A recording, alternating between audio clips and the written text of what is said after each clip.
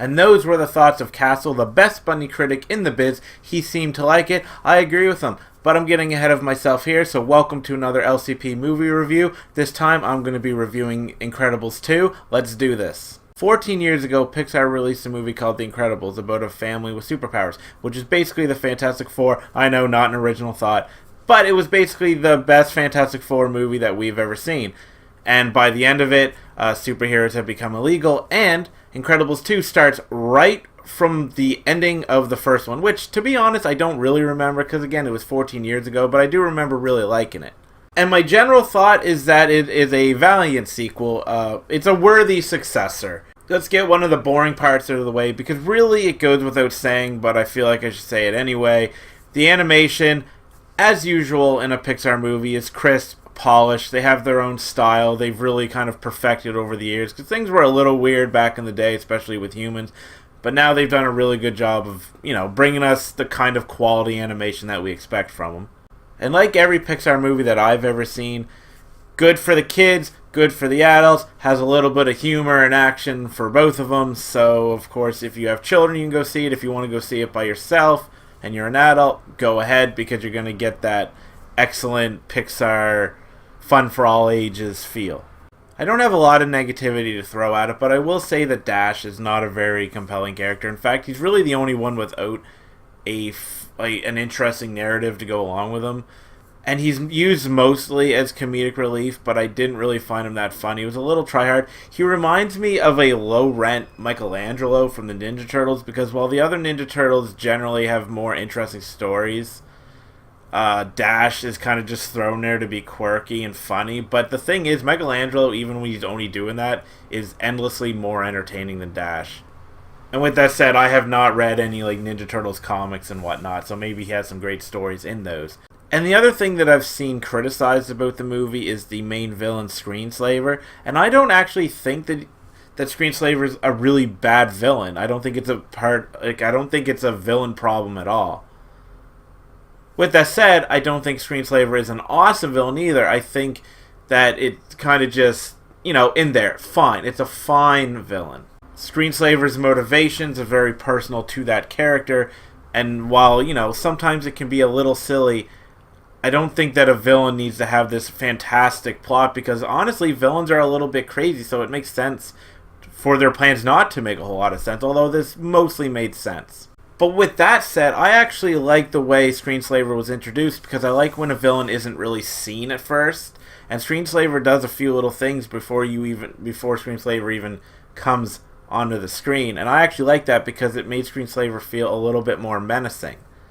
But I mean, it has to be said, we are basically in the year of Thanos right now, so any villain needs to kind of up their game to be remembered this year, and Screenslaver doesn't necessarily do that, but I think it was sufficient enough to pull the movie forward to push the movie forward and do a good job. But besides that, I don't really have a problem with it. It was fun, inventive action. They used the superpowers really well, so every fight scene was incredibly intriguing and exciting, and they did some really neat things, which is kind of something that I look for in a superhero movie at this point, inventive fight scenes, because we've seen so many of them, and we continue to see so many of them, that I like when a movie comes out and does something kind of neat with the formula.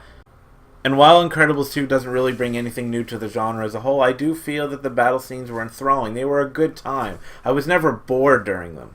And I gotta say that the humor was on point. I mean, obviously a movie I think like Deadpool 2 is a lot funnier as a whole, but really, Incredibles 2, it had the heart of a Pixar movie for sure, and it also had the humor of a Pixar movie. It meshed them really well. The baby in particular, even though some might see the baby Jack as a kind of get out of jail free card because he has so many powers in the random that you could basically just be like, oh, we need to get out of this situation, let's have the baby do some kind of superpower. You could feel that way. I don't feel that way. But even though you could, I never cringed at it. I never rolled my eyes at it. I thought the powers were cool, and even though we saw some of the same gags, or at least the same setups, the ending was always interesting, so even if we saw the baby, say, on fire or whatever, we might have seen that a few times, but each time it was a refreshing, a new take on that same joke. So really, and this isn't really a spoiler because it's in the trailers, but watching Mr. Incredible deal with the baby was actually probably the funniest aspect of the movie. And I haven't mentioned Elastigirl yet because I wanted to leave her for the main event. I wanted to go out on this because I think this is actually the most important aspect of the film, at least from a social perspective. While I would say Mr. Incredible was more the focus 14 years ago in the first one because times were different, Elastigirl does take center stage here. And that's not surprising, and it's not surprising that it kind of has a girl power motif running through the whole thing. Because that's where we are now in mainstream society. Women are getting, their chance to really shine. And before I say any of this, I am fine with that. There are those that will hate that a movie is so focused on a powerful female character. I think that when a movie leans too much into one way or the other, male or female, I think there's a chance that you're going to lose viewers because they're going to get mad. Because the narrative goes one way and the other side isn't really represented. And I actually think, at first I didn't think Pixar really balanced that very well, but then the more I thought about the movie, I thought about how, while Elastigirl is off doing her thing and Mr. Incredible is kind of left struggling to raise the kids, I feel like maybe Mr. Incredible didn't get his moment to shine, which is unfortunate because he's a good character. But other male characters like Jack, who is a male, got to really shine, and so I think it kind of balanced each other out. I don't think it leaned too much into one way or the other. And I mean, even if it did, it's fine because just because women are getting their due doesn't mean that men all of a sudden suck. It's just some people will view it that way. And I don't want to go on too much about that because this isn't, Tyler's social commentary corner, but I feel like it was necessary to say it because Elastigirl is the main character this time around. So was the wait worth it? Yeah, it was, because I'm giving it the business. And I think Brad Bird is kind of one of the most overlooked directors in the industry. Maybe not from the industry perspective, but from the fans, because no one's walking around being like, my favorite director is Brad Bird, and that might be because he mostly makes animated movies.